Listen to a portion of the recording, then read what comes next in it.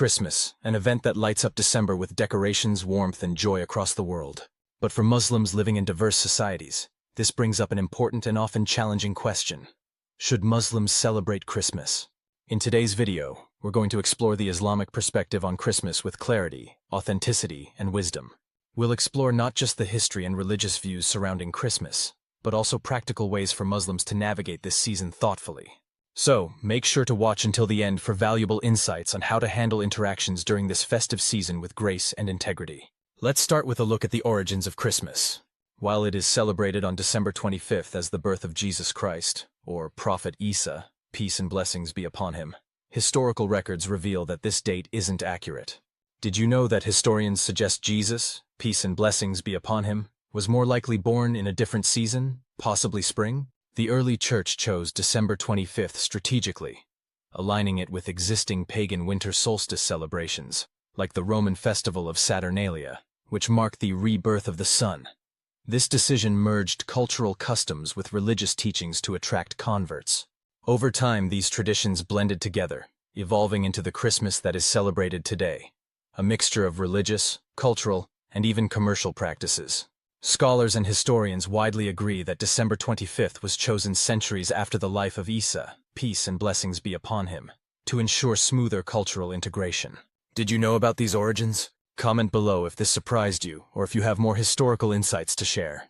But at its core, what does Christmas symbolize? For Christians, it marks the birth of the Son of God, a belief that Islam respectfully disagrees with. In the Qur'an, Allah makes this clear. He begets not, nor is he begotten.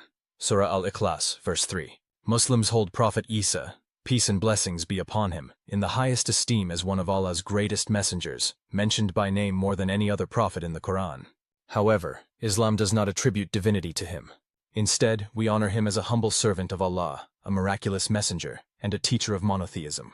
Stay with us because as we move forward, we'll not only examine why Christmas holds theological differences for Muslims, but also share valuable ways for Muslims to handle this season with respect and grace, while upholding their beliefs. In Islam, Prophet Isa, peace and blessings be upon him, is revered as one of the greatest messengers of Allah. The Qur'an clarifies his mission and status. Indeed, the example of Jesus to Allah is like that of Adam. He created him from dust, then he said to him, "Be," and he was. Surah Al-Imran, verse 59. Furthermore, Allah negates the concept of divinity attributed to Isa, peace and blessings be upon him. They have certainly disbelieved who say, Allah is the Messiah, the Son of Mary. Say, then who could prevent Allah at all if he had intended to destroy the Messiah, the Son of Mary, or his mother, or everyone on the earth? Surah Al-Ma'idah, verse 17. These verses remind us of the monotheistic essence of Islam.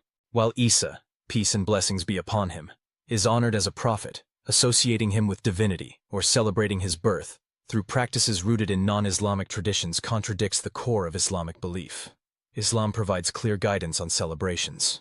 In an authentic hadith, the Prophet Muhammad, peace and blessings be upon him, said, "Whoever imitates a people is one of them." Sunan Abu Dawud, Hadith 4031. The Prophet Muhammad, peace and blessings be upon him, said, "Every people have their festival, and this is our festival." Sahih al-Bukhari, Hadith 3931. This indicates that Muslims have their unique celebrations, Eid al-Fitr and Eid al-Adha. These days are deeply rooted in Islamic values and worship, serving as an opportunity to remember Allah, share joy, and strengthen community bonds. But what about living in multicultural societies where Christmas is a dominant tradition? Can Muslims participate? The answer depends on the level of involvement and intention. While kindness and respect are cornerstones of Islamic character, involvement in practices tied to non-Islamic theology is discouraged. For example, offering generic greetings like season's greetings, or showing goodwill without endorsing religious aspects aligns with Islamic etiquette. Allah commands in the Qur'an, Allah does not forbid you from being kind and just to those who have not fought you because of religion. Surah Al-Mumtahana, verse 8. However, in Islam, acts of worship or celebrations tied to beliefs contradictory to Tawheed, the oneness of Allah, are not permissible. Muslims are entrusted with the responsibility to preserve their faith while fostering mutual respect.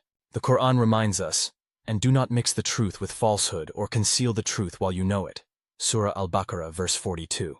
As Muslims, we can honor Isa, peace and blessings be upon him, by following his teachings of submission to Allah, rather than participating in celebrations that deviate from his true mission. Christmas, with its blend of pagan origins and Christian theology, is not a celebration for Muslims. While respect for others is essential, we must remain steadfast in our devotion to Allah. Let us honor our prophets through knowledge, worship, and upholding the principles of Islam. Navigating Christmas thoughtfully can be a meaningful way for Muslims to balance respect for others while staying true to their own faith. Let's explore practical steps together. First, we should avoid participating in religious practices, such as attending church services or decorating Christmas trees. These acts, while seemingly festive, often carry theological meanings that may conflict with our commitment to Tawheed, the oneness of Allah. Have you faced such situations? Share how you've respectfully navigated them in the comments below. Respect is key. Offer kind words or greetings that do not compromise Islamic beliefs. For example, saying Happy Holidays allows you to show goodwill without endorsing religious sentiments. What are your go-to phrases for greeting neighbors during this season? Let us know. Your ideas might inspire others. It's okay to politely explain your stance if someone asks. You can say, "As a Muslim, I don't celebrate Christmas, but I respect its importance to you." Have you ever explained your beliefs in such situations? How did the conversation go? In today's interconnected world, we must uphold our Islamic identity while fostering harmony. Celebrations reflect beliefs, and as Muslims, celebrating Christmas could blur the lines of our commitment to Tawheed. Instead of assimilating into non-Islamic practices, why not share the beauty of our own traditions? Whether it's inviting neighbors to celebrate Eid or explaining the meaning behind our festivals, these are opportunities to showcase our faith. So, should Muslims celebrate Christmas? The answer lies in staying true to your faith while being respectful and kind to others. This season, let's focus on building bridges of mutual respect without compromising our beliefs. What steps will you take to embody wisdom, respect, and clarity in your interactions? Let us know in the comments. Thank you for watching. Peace and wisdom in this message. Remember to like, share, and subscribe to spread the light of Sunnah. May Allah reward you for your support. Jazakum Allahu khairan.